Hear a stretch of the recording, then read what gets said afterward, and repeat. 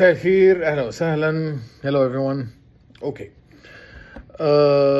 We got a question about ties and how they should fill the collar, this area here. Okay. All right. So I was asked which tie knot goes with which collar, how does it work, how much of the gap should be filled, all that. It's from Mr. Nader Mansour, right?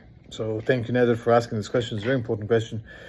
And generally speaking, there are many collar shapes, okay? But they are generally grouped into a few groups, okay? So you have this, which is the cutaway collar, okay? So this is the cutaway collar. The cutaway collar has the biggest gap to fill, okay? So for that, you need a tie knot that fills as much as you need to, okay, to avoid showing the side bands of the tie, okay? So the rest of the tie, you just want to see the knot. You don't want to see the rest of this, okay? That's the whole point.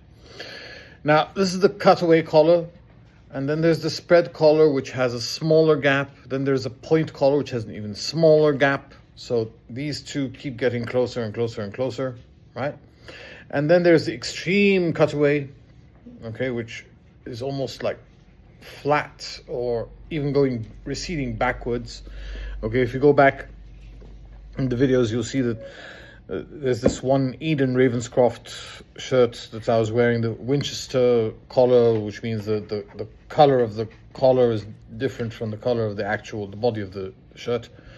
Okay, now there are a few things to consider. There's also the button down, which is a collar with two buttons here where you actually button the tie. There's also the tab collar, which raises the knot because there's either a pin here, a collar bar that has two holes here, and then it raises this. You'll also find it if you go back in the videos. You find it. And the general rule, as I said, is to make sure that we don't see the band the rest of the tie on the other side. We just see the knot. And the idea with the knot is we need to make sure that the knot is big enough to fill as much of the gap here as possible, okay? So it's not really tiny, so it doesn't fill anything, or it's not really big that it fills too much.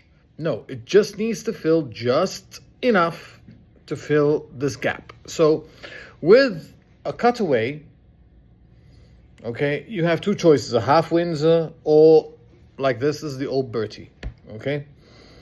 The half Windsor is a perfect triangle. Sometimes I go for that, but I'm not a fan really.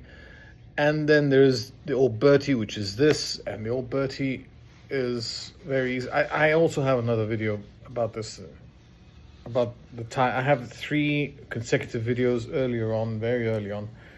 Okay, so you have this. Old Bertie goes like this, okay? You have to keep playing with it till you get the right length that you need, okay? So you go down and up. Okay, and then you go around, and then down, in, out. Okay, so you've got 2 knots, one down, and then you have to make sure you have the dimple. Okay, you tie it, you hold it from here, you tie it from here, okay, and if it's any good, boom, you're done. Okay, and that's it. Here you go. All right, and you have to keep fidgeting with it for a while to get the right length. Okay, but generally here for the cutaway, you see, that's all you need to make sure you have enough to fill the gap. Okay, but not too much, just enough to fill the gap. Okay, the gap is here, right? Okay, now button down, you don't wear a tie. No ties with button downs unless you're American and you're on your way up, but you're not up yet. Okay, on your way up the sartorial ladder of the United States, but you're not there yet. Okay, but If you're European, no way. You do not. If you're European or you like European style, you prefer the European approach to life, you prefer the European approach to style, then you do not wear a tie with a button down at all, ever. So with the buttons, no. It's supposed to be worn open neck. Or if it's casual with a scarf, maybe, whatever, right? With the extreme cutaway, no, you're going to need something bigger, right? Because there's a big gap, so you need something big. So you're probably going to go for a Windsor or a half Windsor or a Windsor, which is the triangle. Okay, and I've got the three separate videos that show the 4-in-hand, which is the smallest one, which is, if your tie is thick, not average or thin, if you have a thick tie or a wool tie or a cashmere tie, then you're going to need the 4-in-hand, because it's the smallest one with the thick fabric. It'll make just the right size of knot. Okay? If it's a spread collar, which has a smaller opening, this will also be good enough, and so will the 4-in-hand. 4-in-hand is very simple. Again, I did it in the videos. Okay, 4-in-hand goes like this. Very simple. You need more of this, more on this side now, because the 4-in-hand, you only wrap it around once. So 4-in-hand goes boom. You just round it. It's a very simple one. Kings love the simplicity of it. Okay, just once around and in and out, and that's it. You're done. Okay, this is the 4-in-hand. Okay. Very simple, very, very tiny. Okay, now, see the problem here? The reason I'm not wearing a 4-in-hand with this collar, is because you're starting to see the band on the side. Okay, you don't want to see that. You don't want to see that. Okay. So, this is the 4-in-hand. It's nice and simple. Kings wear it all the time. So Kings wear 4-in-hand or Old Bertie, generally speaking.